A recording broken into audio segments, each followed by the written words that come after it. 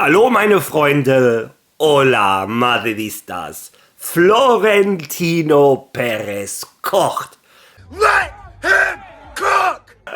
Denn laut übereinstimmender spanischer Medien hat er nicht nur den Transfer von Álvaro Carreras dingfest gemacht, ja, die spanischen Informationsquellen gehen sogar so weit, dass sie sagen, dass heute ab 12 Uhr das offizielle Kommuniqué von Real Madrid veröffentlicht werden soll, spätestens aber morgen. Nein, nebenbei hat Florentino Perez 2 Vertreter nach Argentinien geschickt, um in letzter Sekunde noch dazwischen zu grätschen und die Verpflichtung von Franco Mastantuono für Real Madrid doch noch klar zu machen.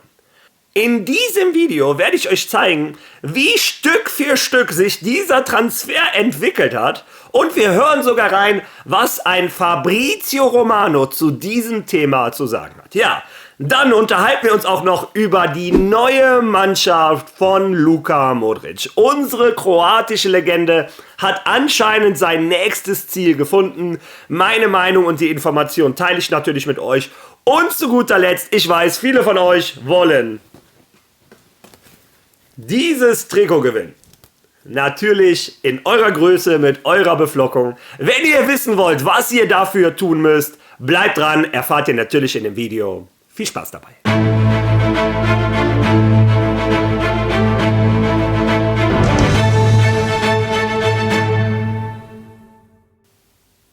Im Laufe dieser Woche häuften sich die Informationen, dass der Transfer von Álvaro Carreras nach Real Madrid immer mehr ins Stocken geraten sei.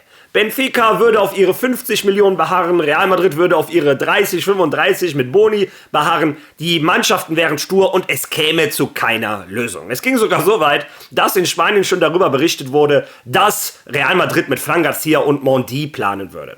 Dann habe ich euch gestern in meinem Video noch den Ausschnitt von Fabrizio Romano gezeigt, wo er klar gesagt hat, Leute, die Vereine sind am Verhandlungstisch, die verstehen sich gut, die arbeiten an einer Lösung und der Spieler hat Benfica schon mitgeteilt, Leute, ich möchte bei Real Madrid spielen. Ja, und meine Meinung gestern noch, lasst euch nicht verunsichern, ich vertraue einem Fabrizio Romano und wenn der sagt, das Ding läuft auf ruhigen Gewässern, dann läuft das Ding auf ruhigen Gewässern. Ja, und gestern Abend dann, boom, die Information, Real Madrid und Benfica hätten endlich eine Lösung gefunden. Real Madrid würde 45 Millionen Euro zahlen in 2 Schritten, 20 plus 2,5 und nochmal 20 plus 2,5.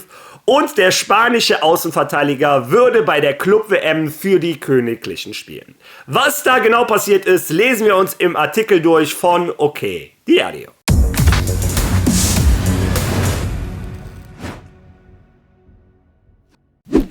Real Madrid schließt die Verpflichtung von Álvaro Carreras ab. Real Madrid hat mit Benfica eine Einigung über Álvaro Carreras erzielt. Die Unterzeichnung wird voraussichtlich in den nächsten Stunden offiziell sein.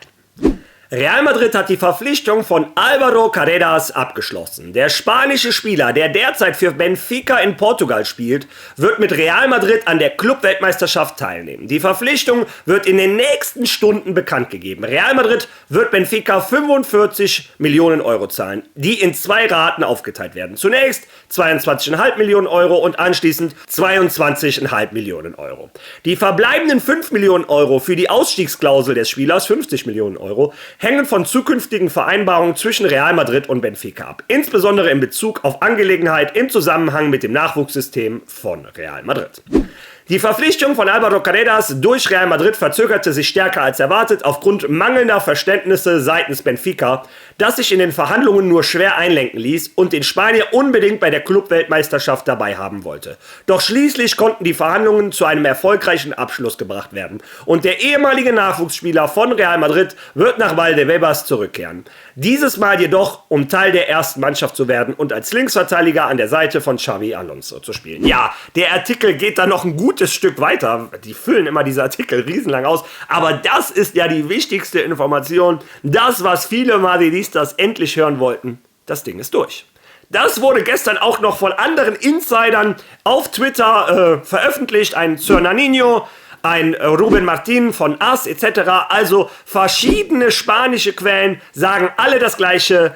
Real Madrid und Benfica haben sich geeinigt. Álvaro Carreras ist neuer Spieler von Real Madrid. Und anscheinend geht das Ding so schnell, dass heute schon das offizielle Kommuniqué kommen soll. Naja, spätestens morgen sind wir mal gespannt, ob die richtig liegen.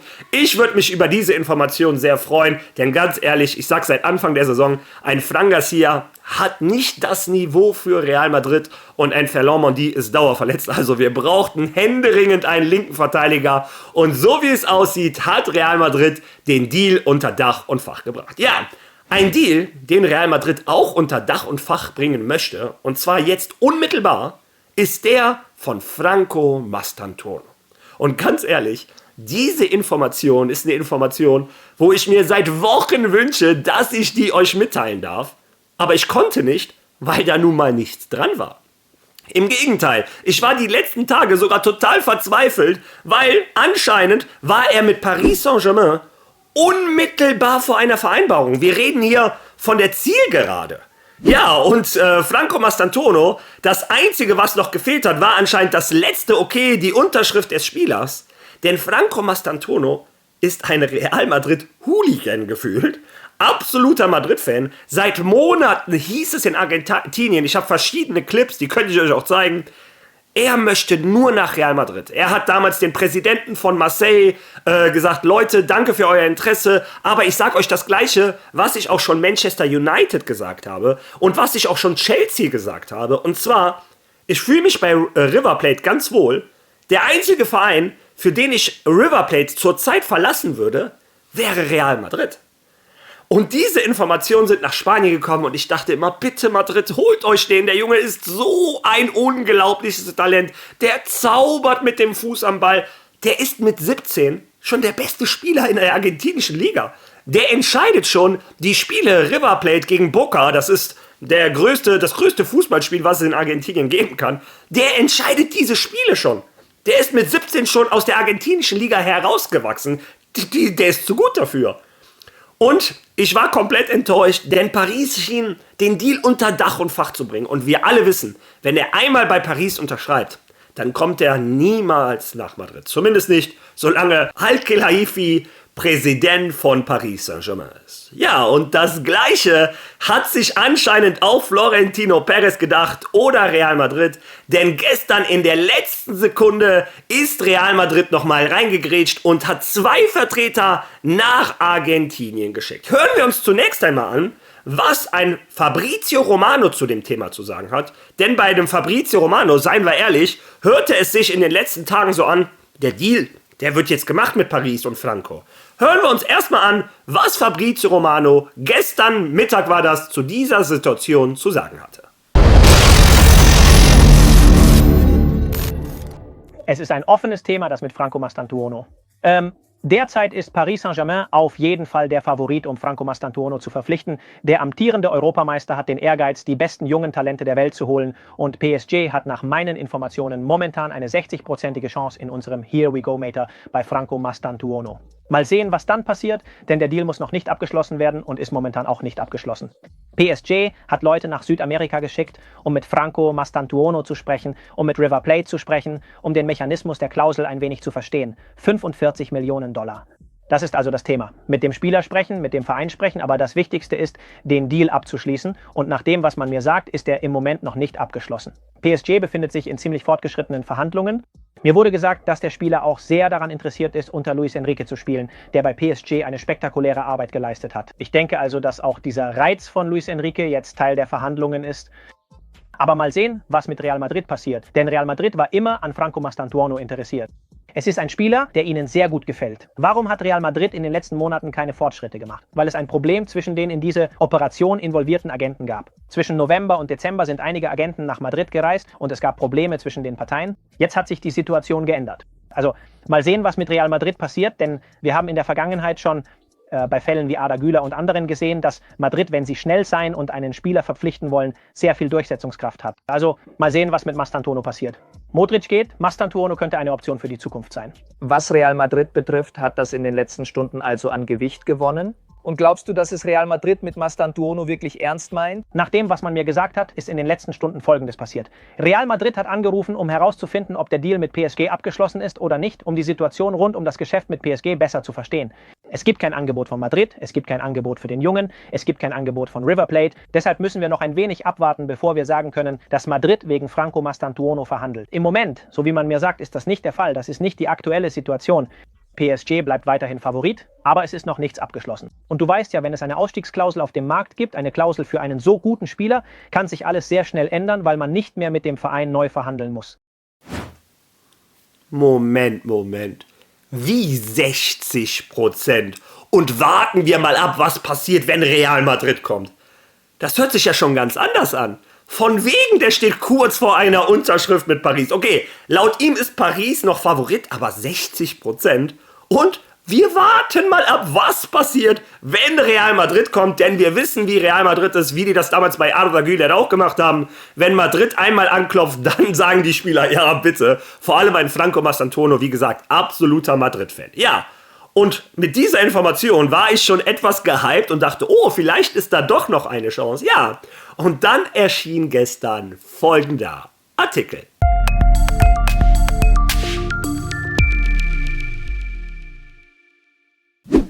Real Madrid ist hinter Franco Mastantuono her. Real Madrid hat beschlossen, die Verpflichtung von Franco Mastantuono voranzutreiben. Die Weißen werden versuchen, ihn auf diesem Sommertransfermarkt zu verpflichten. Ein Interesse, das von weit her kommt.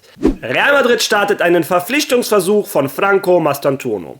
Die Sportdirektoren von Real Madrid haben beschlossen, den Argentinier in diesem Sommer zu verpflichten.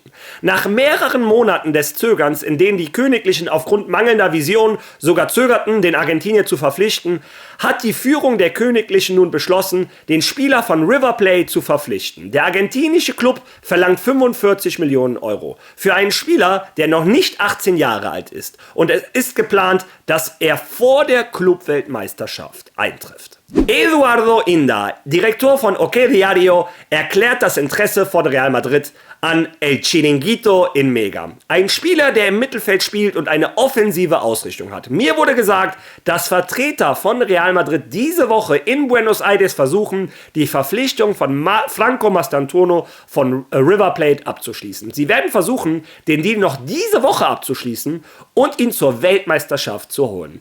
PSG, City und Real Madrid sind alle hinter ihm her. Er besitzt die argentinische und italienische Staatsbürgerschaft und hat keinen Platz außerhalb der EU. Also er benutzt keinen, ihr wisst ja im Profifußball, dass du 3 außereuropäische Spieler haben. Er wäre keiner, doppelte Staatsangehörigkeit. Und das gibt noch einen zweiten Bonus, ich glaube, der kommt jetzt im Artikel.